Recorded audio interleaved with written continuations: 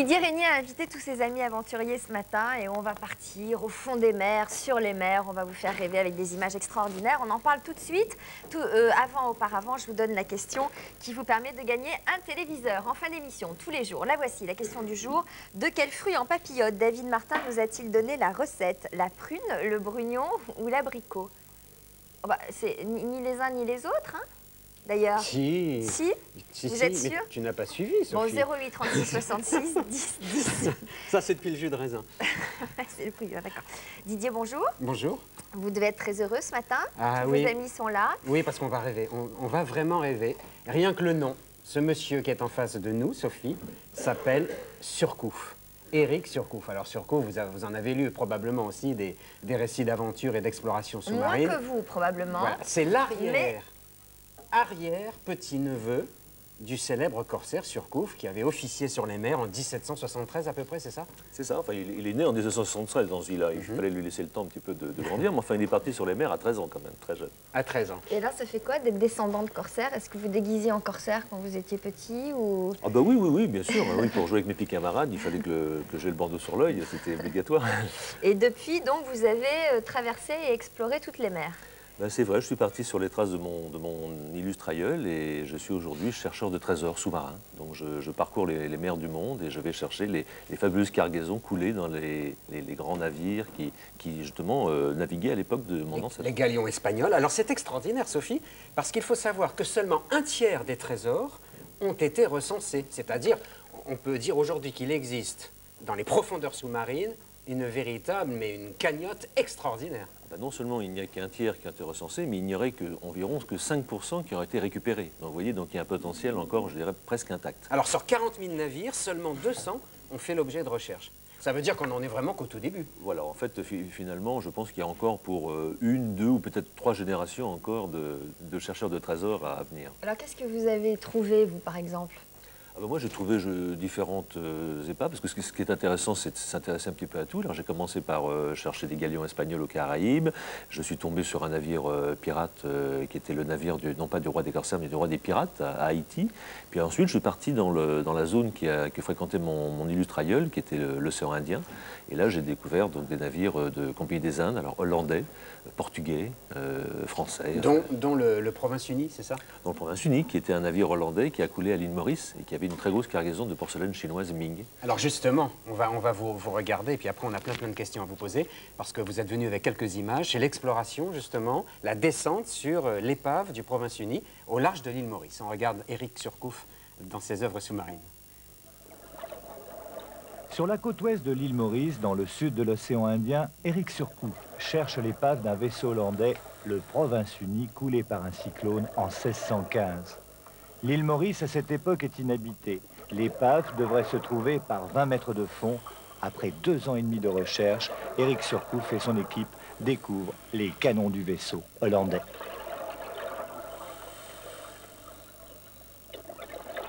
Il y a 375 ans qu'ils sont là, sur la barrière de corail. 1,5 tonnes de métal, 2,50 m de long. Leur forme est caractéristique des canons embarqués au XVIIe siècle à bord des vaisseaux de la Compagnie des Indes hollandaise. Qui dit canon dit boulet, ce qui n'est pas évident sous l'eau, mais la chance est du côté des plongeurs. Ce qu'Éric Surcouf recherche par-dessus tout, ce sont des morceaux de porcelaine chinoise. Il sait que cette épave, le Province-Unie, a quitté il y a 3 siècles l'Indonésie, les cales chargées de 90 000 pièces de vaisselle Ming de la dynastie de l'empereur Wanli, vaisselle de très grande valeur de nos jours. Il y a 2 ans en Malaisie, un chasseur d'épaves découvre 20 000 assiettes de porcelaine vendues pour un total de 200 millions de nos francs. L'épave s'est écrasée sur le récif, au milieu de la passe, à 27 mètres de profondeur. Les plongeurs identifient 7 grappins jetés à la hâte par l'équipage du Province-Unie avant de sombrer déchiquetés par les lames du cyclone. La position des grappins a beaucoup d'importance pour localiser, et ce n'est pas facile, la cargaison du Province-Unie. Donc dans ce cas-là, ce navire avait coulé en raison d'un cyclone. C'est ça. Généralement, qu'est-ce qui est à l'origine des naufrages des bateaux? En fait, il y a plusieurs causes, hein. Il y a bien sûr les tempêtes, il y a les combats navals, mais il y a aussi l'alcool, parce il faut savoir qu'ils buvaient beaucoup à bord et que très souvent et ils allaient se scratcher sur les récifs, c'est ça? J'ai trouvé un navire pirate, par exemple, à l'île Maurice, où la cause était due justement parce qu'il n'y avait personne à bord, ils étaient tous ivres à bord du bateau, donc le bateau est venu se fracasser sur la barrière corallienne de l'île Maurice, parce qu'il n'y avait personne à la barre. Généralement, vous plongez à combien de mètres? En général, on essaye disons, de sélectionner des épaves dans moins de, je dirais, 50 mètres d'eau. Parce qu'au-delà de 50 mètres, si vous voulez, dû aux différents paliers de décompression que l'on doit faire pour remonter, etc., ça implique quand même un certain problème. Mais enfin, on peut très bien imaginer, aujourd'hui, on peut aller jusqu'à, je dirais, 400 ou 500 mètres avec des soucoupes où on comprime des plongeurs et on peut les descendre à ces profondeurs. Alors, ce que je voudrais dire, Sophie, c'est que moi, j'ai rêvé en lisant votre livre, qui s'appelle L'or de la mer, aux éditions du Cherche-Midi Éditeur, Épave et trésors engloutis.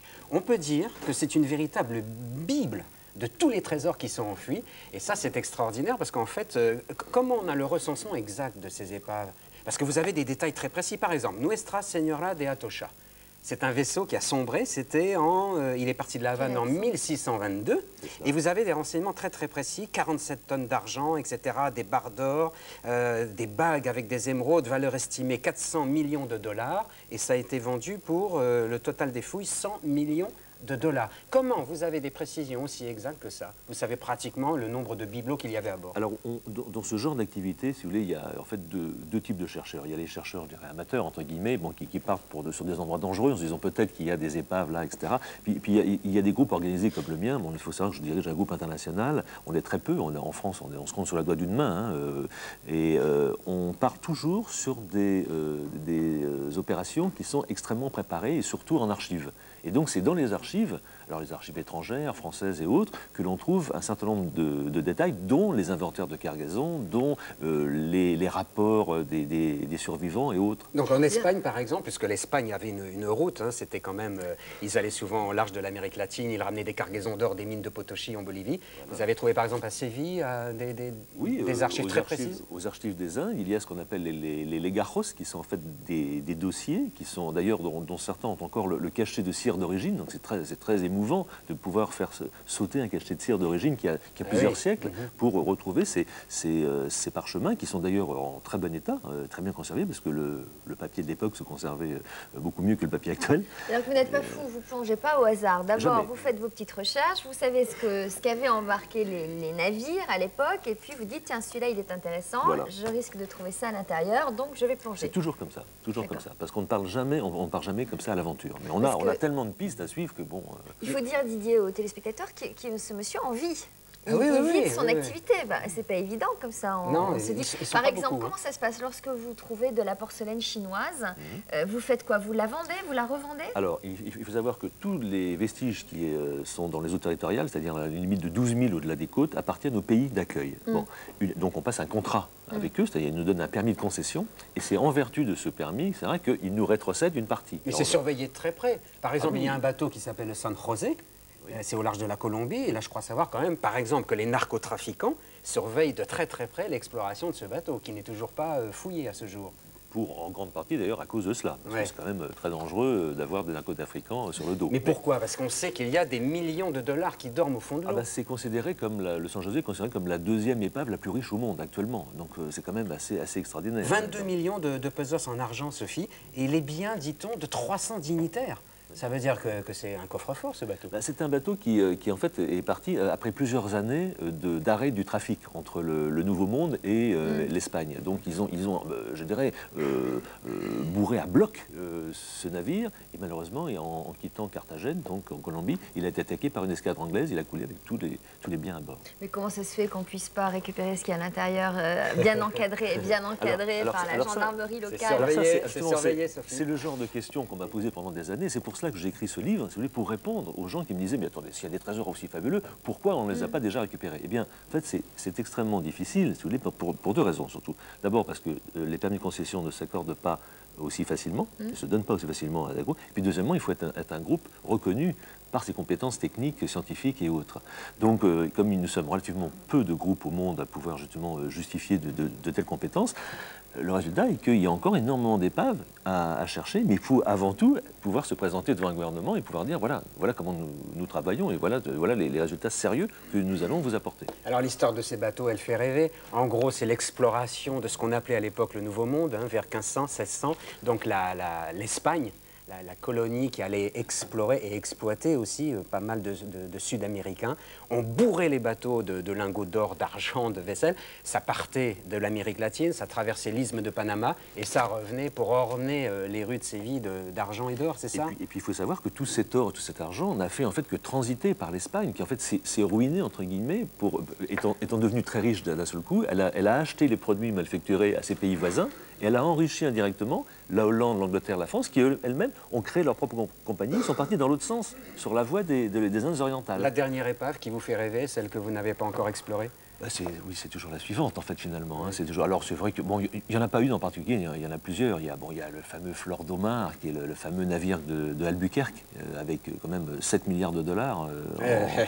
C'est mieux que le loto. Hein. Et ça veut dire que vous êtes sous l'eau combien de fois par an? Vous êtes sur une épave combien de fois par an? Je plonge non seulement sous l'eau, mais je plonge beaucoup aussi dans les couloirs des ministères, parce que c'est quand même moi qui et là, il faut faire de l'apnée, là. Et ça demande souvent des années et des années. Mais enfin, disons que c'est vrai que bon, la mer, je suis un surcouf. Hein, bon, comme disait mon ancêtre, bon sang ne saurait mentir. Et c'est vrai, j'essaie de suivre la tradition familiale. Quand vous arrivez au ministère des Finances et que vous dites aux gardiens à l'accueil en bas, surcouf, ça ne leur fait pas peur? En France, non, je ne fais pas, parce qu'en fait, je ne travaille pas en France. Je travaille dans d'autres pays où il y a des lois plus gratifiantes qu'en France, donc je n'ai pas ce problème. Alors justement, on va enchaîner avec, j'allais dire, quelqu'un qui est responsable aussi d'une épave, malheureusement, Patrice Franceschi, qu'on a beaucoup suivi ici, et dont le bateau a coulé. Est-ce que c'est un bateau, parce que je crois qu'il a laissé un petit peu d'argent là-dedans, qui va vous intéresser? Ah, qui sait? Alors Sophie, donc Patrice diffuse régulièrement sur France 2 tous les dimanches, et donc le prochain dimanche aussi, la fin de sa fabuleuse aventure sur les traces de Bougainville, qui a été le premier Français à réaliser une circumnavigation au XVIIIe siècle. Il est donc reparti sur ces traces, plus d'1 an de campagne et 6 explorations résumées en images. La première... Voilà, alors ce qui est amusant, c'est que nous avons nos 2 aventuriers sur ce plateau, Éric Surcouf et Patrice Franceschi, et que tous les 2, vous ne recherchez pas le même type de trésor. En fait, vous, Patrice, c'est plus une étude de la nature, de la faune, des hommes que vous avez rencontrés. Oui, c'est différent, même si l'esprit général d'aventure, je crois est le même. Hein. Mais j'ai bien aimé votre transition tout à l'heure sur les épaves, je voulais quand même vous le dire. Parce qu'il faut garder un peu d'humour, bien évidemment, et les choses très très positives. Non, c'est l'esprit d'aventure, je crois, qui rassemble tout ça. Même si nous, à travers les films ou les livres, c'était des missions scientifiques, d'exploration très précises à chaque fois. Volcanologie ou spéléologie ou bien ethnologie, etc. C'est en cela, Patrice, que vous avez complètement imité Bougainville, qui pour la première fois à l'époque, Sophie, ça c'était nouveau. Jusque-là, on partait à l'aventure pour conquérir des territoires. Et au siècle des Lumières, Bougainville, il s'était embarqué avec des scientifiques. C'était le premier Français à faire une circumnavigation. Et le premier a emmené avec lui ce qu'on appelait à l'époque des savants. Donc c'était les premiers voyages, mais ça c'était l'époque, le siècle des Lumières, pour lequel l'objectif n'était pas seulement la conquête ou le commerce, comme les Hollandais et tant d'autres. Et donc cette campagne d'exploration, elle était non pas sur les traces de Bougainville, sauf une des expéditions qui était historique et comparative, c'était dans l'esprit de Bougainville, justement pour redonner à l'exploration d'aujourd'hui un état d'esprit qui était celui si positif du siècle des Lumières, dans le progrès, la confiance en soi, etc. Et donner donc à l'aventure d'aujourd'hui cette âme un petit peu différente dans la morosité actuelle. Voilà. Donc elles se sont accomplies, toutes ces missions, dans cet état d'esprit. C'était très important pour nous. Alors la sortie, hein, parce qu'après donc les films, et vous venez de voir un extrait de ce qui va passer dimanche, la sortie de 4 livres qui sont très très bien faits aux éditions Jean-Claude Lattès. Patrice, pour ceux qui veulent en savoir un petit peu plus sur votre formidable voyage d'exploration dans ces îles de l'Insulinde dont les noms font rêver, hein, Bornéo, les îles Soulou. Voilà, alors il y aurait pu avoir un seul livre, etc. Mais ce qui était vraiment intéressant, c'était de faire pour chaque expédition, à la fois un film, donc pour France 2, tous les dimanches, là en ce moment, et un livre très illustré avec des photos, des croquis, des schémas, etc., très vivants, sur chaque expédition pour bien les valoriser et montrer ce que la boudeuse et son équipage ont vécu pendant ces 2 ans. Voilà, et vous nous donnerez les résultats, évidemment, de tous vos travaux d'observation. Voilà, il va y avoir à la fin de l'année dans la revue scientifique de la Société de géographie, Acta Geographica. Là, ce sera très différent comme livre, comme numéro spécial, les résultats scientifiques de toutes les disciplines, de toutes les explorations de la boudeuse pendant ces 2 ans. Mais c'est autre chose, là c'est plutôt plus vivant et plus grand public, bien évidemment. Bon vent. Merci beaucoup, merci messieurs, merci à tous les deux d'être venus nous voir. Didier, vous allez rester avec moi. On va poursuivre notre aventure.